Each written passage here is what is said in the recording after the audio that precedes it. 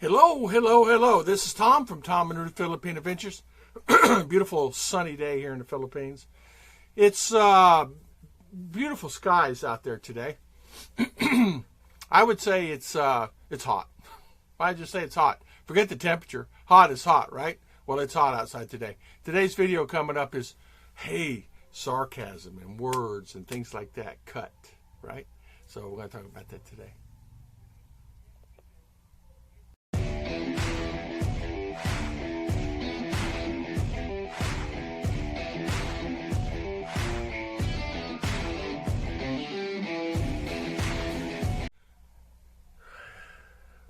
Hey, this is an important topic, and sometimes you really don't realize that you do this. We, as coming from different cultures and different parts of the world, we have a thing sometimes we don't really realize. We sometimes have this sarcasm about us that we don't really mean any harm by it, that the words just come out a certain way, and it attacks a different thing, meaning that it attacks a person depending on who they are in a different way. I could say something to my wife and she'll take it and laugh, but if I say something maybe to her sister or family members, they may not take it so well.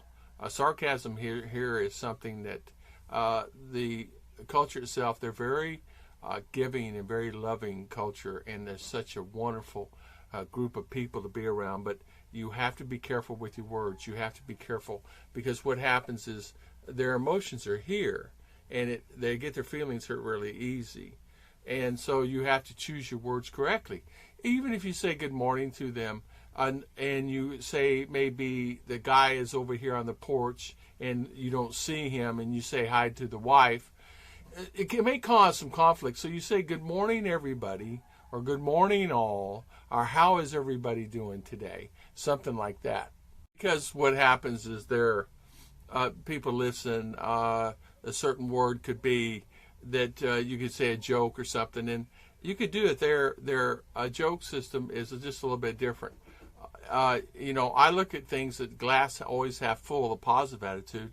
They may look at it as the glass half empty because it's actually half empty. Not that they're negative. It's just they see the glass is not full to the rim, and they may not understand that analogy. Where we would see it differently because we're taught differently.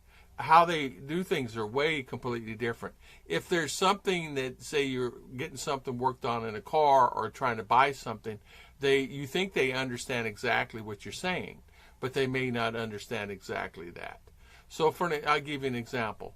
When something was wrong with not this car, but the other car that I had at one time, I had a mechanic come over from town and have him start it and try to get it going, and it would start and run, and it would run fine, but it would just not go in gear and things like that. It would go in gear, but it would just, the bands were bad or something in transmission. A couple different things.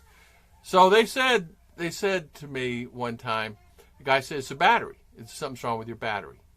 And I said, battery? The car's running. There's nothing wrong with the battery. No, it's the battery. And I said, the lights are running. But he meant it in a different way. It's not the battery, is something in the transmission, but he thought that the battery meant transmission. And so you have to be careful. My neighbor this morning, I walked out and said good morning, and I said, oh, everyone's so big. And I caught myself and not realizing everybody's so big, not meaning that they're big like Daddy Tom big, but everybody grew up, and so they took it as like, oh, he means that we're big. They're not big. I said, misspoke. Wrong English. They have gotten grown up. They've grown up so fast. When I was here, they were babies, and now they're grown up so fast. Oh, yeah. But if you left it as I'm walking, doing my walk every day, if I left it as it was, they would look at it and say, oh, he's making fun, or he is this and he is that. So there is certain things like that. Another thing, if you're going to go to town and you're buying something and you speak English, yeah, I speak English, and you're talking, and you talk about 5 minutes, because you're trying to get a point across, they did not hear a word you said. They did not hear you because they speak English only about 40 words, and that's it. They don't speak no more than that. And like I said earlier, they will agree to you in thinking that they understand it, but they go do exactly what they want to do, and they bring you something completely different. We had a hard time when I first came here, the hardest time in the world trying to explain, I don't want the house this way, I want the house this way. And in their mind, they're going to build it their way. And even though I'm paying for everything, it's just being built their way. And so it was really a problem for me to get them to understand, no, I don't want it done this way, I want it this way. And then I would have to go find Ruth if she was in town and wait for her to come back as they keep doing the way that they're wanting to do. I said, no. They were wanting to build the porch out way out here and do this, that, and other. I said, no, if a car comes out there. But I was explaining it, but they didn't understand a word I said. But since then, their English has gotten so much better, and they understand me 100%. The other day also, you will find that this will actually be a pet peeve to you. When you go places and you sit down or you're with the family, they'll be talking Visaya. They're just talking their language Visaya the whole time and not changing anything. Well, you don't think anything about it, but you're out of the loop. You're completely out of the loop. But it's a decision that you need to help make because you're paying for it. So you need to be in the loop. Well, what happened? What happened? I always say, what happened? What happened? Unsa, like what? And they reply, and the other day, it was just nobody's fault. They were just in tones talking for 10, 15, 20 minutes. And so I waited for a pause and I said, what happened? What happened? Nobody said anything. So a few minutes later, what happened? What happened? We're trying to figure out how to get R to school and what's the best way to get her to school without me taking her every day. It's just such a hassle. And come to find out, the guy was going to charge, $30 a month, and it was $50 a month, and it was $100 a month. And so we're trying to figure it out. Well, you can take my van, but I really think that this. So long story short, finally I just said, everybody be quiet. Wait, hold on. So everybody stop talking. Now, first things first, what are we talking about and what's going on? So I'm in the loop. You may have to do that. You may find yourself doing that. And other guys are telling me they just cut themselves off and they just go in the room and sit. And they just give up. They give up. And you can't ever give up on anything in life. Never give up on anything. I don't care what you're doing. If you're digging a ditch, don't give up on a ditch. I mean, that's my philosophy. I never gave up on anything in my life. I won't do it. If it's a goal I want to do, and people are saying, well, you can't do it in this year, and the other person, you can't do it, I go do it anyway. And I've been successful that way. If you listen to the garbage in, you'll never be successful. But I was just going to say that. So I'm telling them. I said, well, if you will listen to me just a minute, I may have a solution. And of course, they all speak English. I understand. Now I tell R here in the house. People come inside this house, speak English. Because if you're coming in my home, speak English. That's it. Don't like it, go outside. Speak Visaya outside. But if you're coming inside my house, speak English so I can be in the conversations and I can enjoy my family, my bonding. If you don't want to talk in English, you want to talk Visaya all the time, we'll go somewhere else, go outside. It's gotten to the point to where I've had to enforce that. And so I'm really adamant. Ruth, her mother talked for 20 minutes. And then I'll ask the same question an hour later. And so we just talked about that. Well, I didn't talk about it. You guys may have talked about it, but I didn't talk about it. So you have to make clear in the beginning, speak English so we can understand your topics, and I can understand exactly. So I'm not asking you to repeat the same thing 40 times. And that happens a lot with our R. She does it. It's not initially. It's just her and her mother have a language they speak and been speaking that way. But realize I have been here 7 years.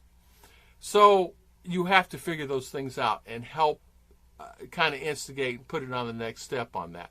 Because they don't mean anything harm by anything, because such a wonderful, beautiful culture and beautiful people. It's just that it's because of me. I'm the outcast. Now, if I was in the U.S. and they're speaking Visaya, they won't speak Visaya long because everybody won't understand what they're saying unless you're around Filipino. So they'll have to speak English, and so I'll be more into the conversations.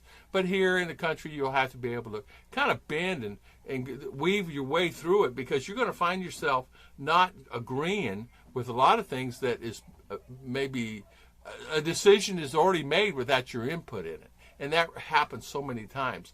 Well, we decided that. What do you mean we? I'm not even aware of it. Where am I supposed to go? I'm supposed to take you where? Well, we talked about that last week. I didn't know anything about taking anybody and taking, this and doing this and doing this. So you have to make clear with your beautiful fiance, your beautiful wife, beautiful girlfriend, or your family members that come around and explain to them, hey, I really need help. And I need for you to speak English because you guys speak English fluently. There is not a word that you guys do not know. So it is very important that you make that clear to your lady friend, your girlfriend, your wife in the beginning. Hey, if you possibly can, speak. So if not, stop the conversation. What we're talking about is this, Daddy Tom.